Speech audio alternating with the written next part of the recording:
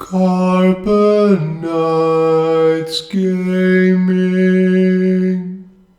Alright, welcome back, Knights. Hopefully this is still sounding the same. I just got a new mic, I'm testing it out. Leave me a message in the comments if it's better, worse than previous videos. Also, last video was like 40 minutes long, and I really apologize. Thank you to everybody that did watch it. Today, we're going to go looking at the fire monsters, 3-star and below, but I'm really just going to sit there and point out the ones that I feel are worth building, especially as a newer player to the game. And then we can even look at some rune builds, or I can explain some rune builds as we look at them. But, with that being said, let's crack that beer and get this video going. Ooh, first beer into the new mic, that's going to be a good one. Alright, first things first, let's go looking at some monsters. So we're going to look at the fire monsters today, and you'll notice there's a lot of them, like I've said before, oh, Torch, get it together. They'll have the same first skills as some of the wind ones that we looked at last time. So there's a few first and foremost that they give you that are going to be really helpful. So Seek, let's check out that. So Seek is a 2-star that is given to you at the beginning of the game with your lapis and stuff like that. And it's really good because he's got his attack power and critical rate for everybody. And it lasts for 3 turns. So that's instantly like 30% more attack, and I think 25 or 30% more crit rate. So in a newer player, that's going to be really, really helpful to clear some of those dungeons. So my first recommendation for building is going to be the 2-star.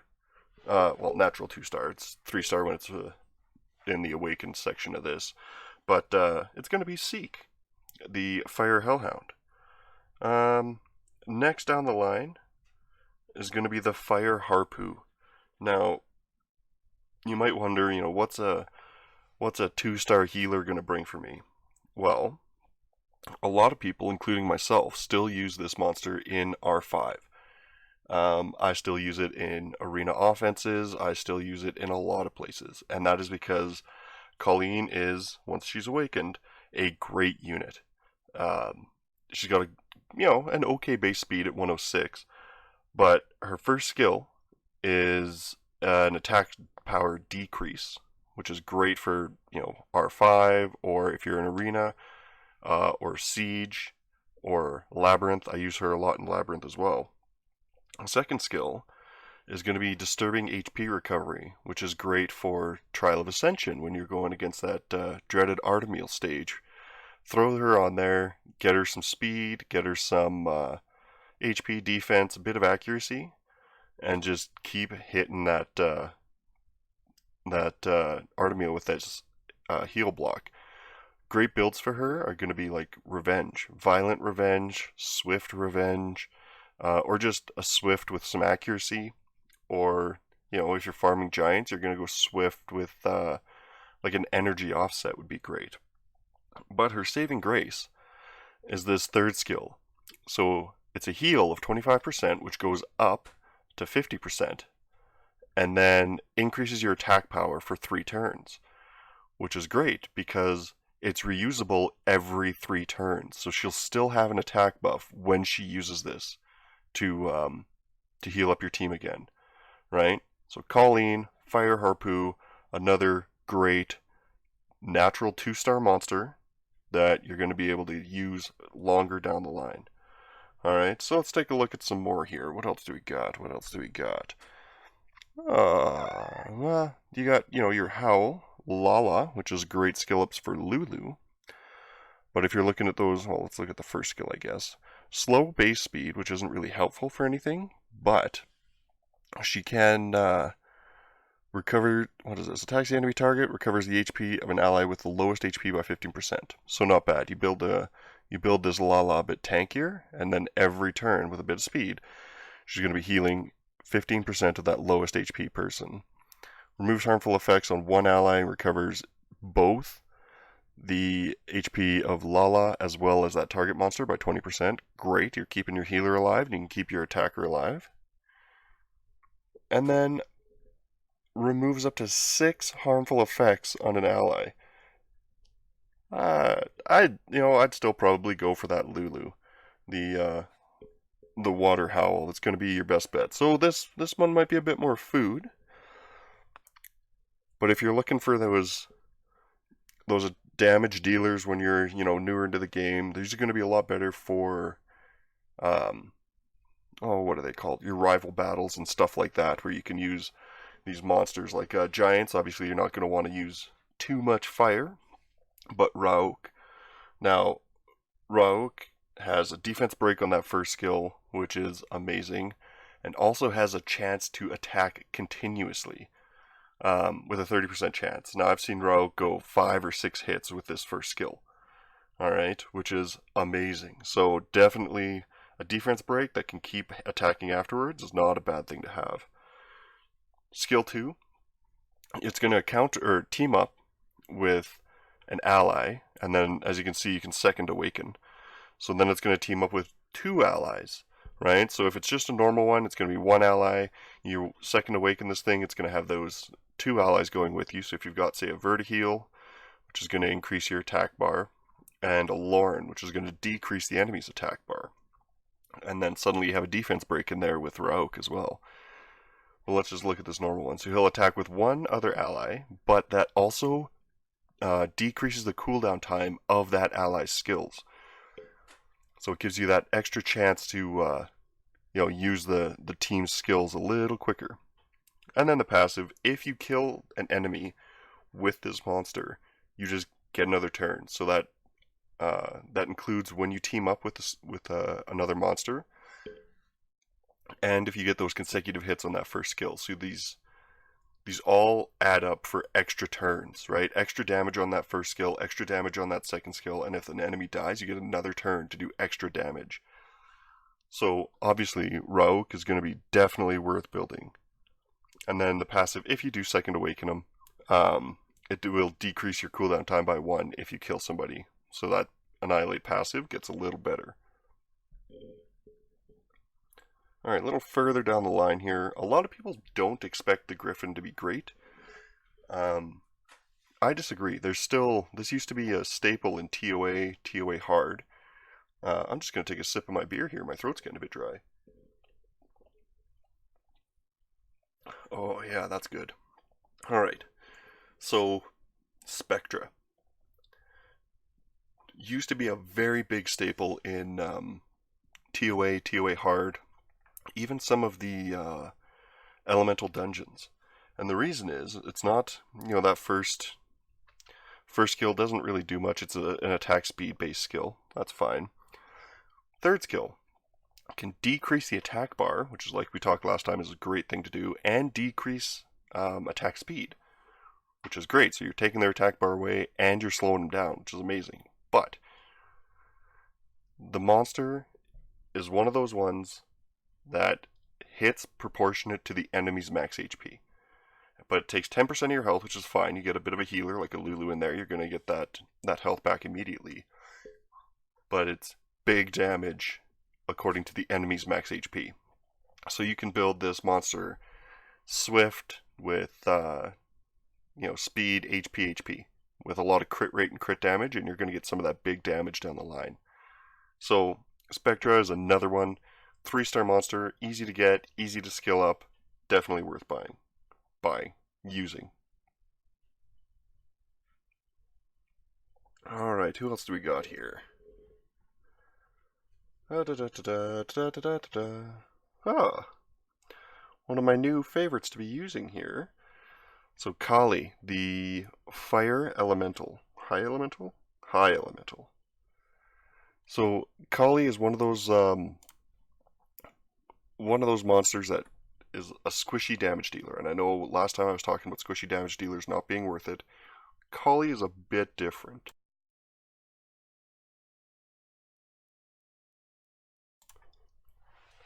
Now the reason Kali's a bit different is because not only does she do big damage, she ignores defense. Great thing to have when you're fighting anything with wind or fire, depending on what you're doing. but that ignore defense is huge. So I just put Kali, I just built one, put it on a team with my Wusa, and my Odin that I summoned in our summon video, Kali, and then essentially like a fourth, which I think I use Mo Long just for the HP lead. But her big thing is this third skill. So it gives attack power and attack speed, and then makes herself invincible for one turn. So water monsters can beat the crap out of her for one full turn. She's not going to take any damage. So use that skill right away, and then you get that all that water damage coming at her that's not doing anything to her unless it's a Chow or something and ignores that.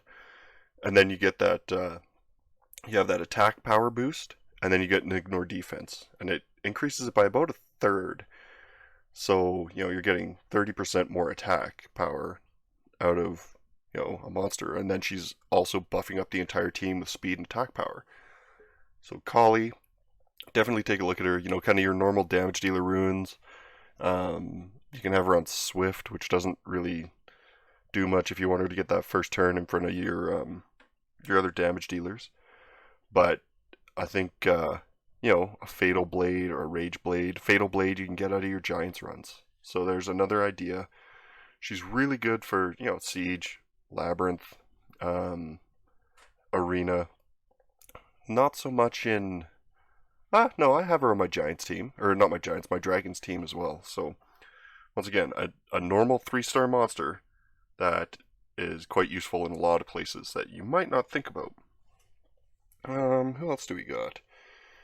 Running kind of short on these ones here. Oh. So, all of the Drunken Masters have that same first skill, that ignore defense first skill, and then all of them have that same rolling punch chance to proc into that first skill, randomly into an enemy. So, if you're into a bit of RNG, you can definitely take a look at these guys. All of them are pretty interesting to watch, pretty fun to tinker around with, but it's once again, you don't really know what you're going to be getting with it. So, I don't even know how to ruin these guys. You want kind of a hybrid, like a tanky damage dealer, I guess. So, speed, crit damage, HP with attack subs maybe would be an okay idea on. I don't even know. You could probably go with if you're looking at your Giants runes setup, then probably like a energy. Despair would be interesting. Get that random stun chance, so roll into a punch that ignores defense. If it doesn't kill, it stuns. That'd be kind of fun to watch. But yeah, so all of the Drunken Masters are kind of fun to tinker around with. A big one for me is Bulldozer.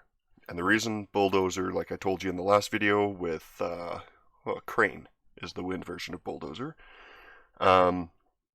First skill has a chance to stun, and all the damage is proportionate to your defense. So it's a tanky monster, difficult to kill, and still does big damage. So you have your chance to stun that jumps up to I think 50% chance,